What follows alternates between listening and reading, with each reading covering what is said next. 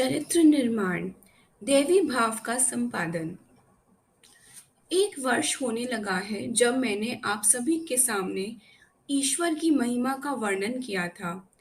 आप सब सज्जन इस समय भगवान का गुणगान सुनने के लिए एकत्र हुए हैं। आज आप सभी के सामने मैं जिस विषय पर कहना चाहता हूँ, वह है चरित्र निर्माण।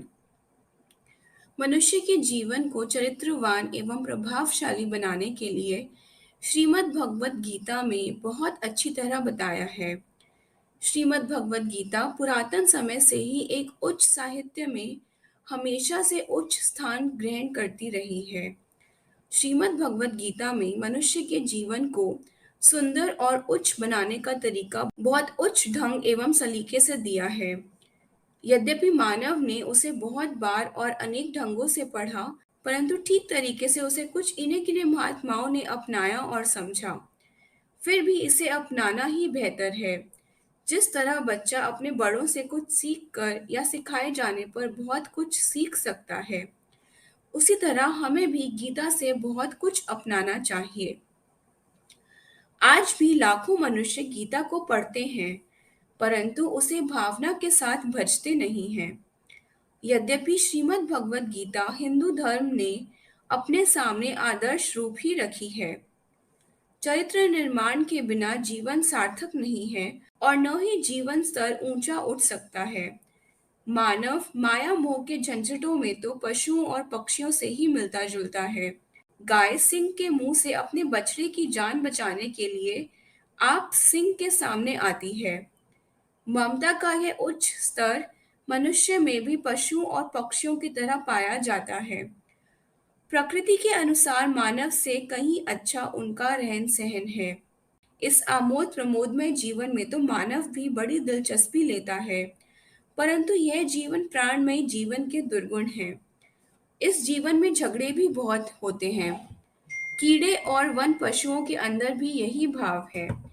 जिस तरह समय के बीत जाने पर और अधिक समय हो जाने पर साथी के बगैर भी जीवन नीरस हो जाता है, माया मोह का पर्दा धीरे धीरे हट जाता है।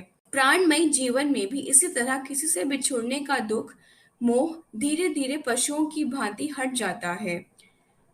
संतान की रक्षा एवं पालन पोषण का मोह स्वाभाविक है। पशुओं पक्षियों में भी मानव जाति से कम नहीं है। अक्सर मानव में मातृत्व की भावना अधिकता में पाई जाती है। यह मोह पक्षियों में भी है। यह प्राणमय जीवन की गति है जो सब जगह समान है, परंतु केवल मानव में ही बुद्धि और विवेक है। यही मानव जीवन की क्रीड़ा है, परंतु इसमें पाश्विक वृत्ति भी जरूरत से ज्यादा है। मानव जीवन में विचार और ज्ञान की मांग ही अधिक होनी चाहिए। जो अच्छे विचार वाले हैं, वे ही दैवी संपत्ति के अधिकारी हैं। इसी दैवी विचारों में निर्भयता प्रथम गुण है। इसके विपरीत भीरुता, क्रोध एवं विवेकहीन होना पाश्विक वृत्ति है। मानव को दैवी भावना अंकित निर्भयता का जीवन में संपादन करना चाहिए, परंतु जब तक आत्मज्ञान न हो तब तक यह भाव नहीं आते। जब तक आत्मज्ञान न हो तब तक मानव और पशु में भेद ही क्या है। यह जीवन के विकार, क्रोध, मोह, ममता, लालच ही तो मानव को इस गंदे कीचड़ में से नहीं निकलने देते। जब निर्भयता मानव में आती है, उसका आत्मज्ञान बढ़ता जाता है। बालक झूठ बोलने की आदत किसी के डर से तब तक नहीं छोड़ सकता जब तक कि उसमें सच बोलने की निर्भयता नहीं आएगी। ईश्वर के समीप जाने के लिए, जीवन के स्तर को ऊंचा उठाने के लिए निर्भयता की सबसे बड़ी जरूरत है। दैवी संपत्ति के लिए सच बोलना आवश्यक है। यही कारण है कि आज निर्भयता के बलबूते पर भारत इतने ऊंचे स्तर पर उठ गया है। दुनिया के सामने भारत ही अपने महान पुरुषों की निर्भयता, शक्ति और सच्चाई के बल पर पूरा उतरा है और बिना किसी लड़ाई झगड़े के शांतिपूर्वक स्वतंत्र हो गया है। पहले नारी जाति को अबला, भीरू कितनी ही उपाधियां दी गई थी। आज महात्माओं और महान पुरुषों ने निर्भयता का प्रचार किया है। फलस्वरूप गोले बारूद से नहीं, इन महान पुरुषों के इस निर्भयता के पाठ से भारत स्वतंत्र हुआ। निर्भयता मानव जीवन में ही स्वतंत्रता नहीं लाती, वरन भ्रम धाम तक पहुंचाती है।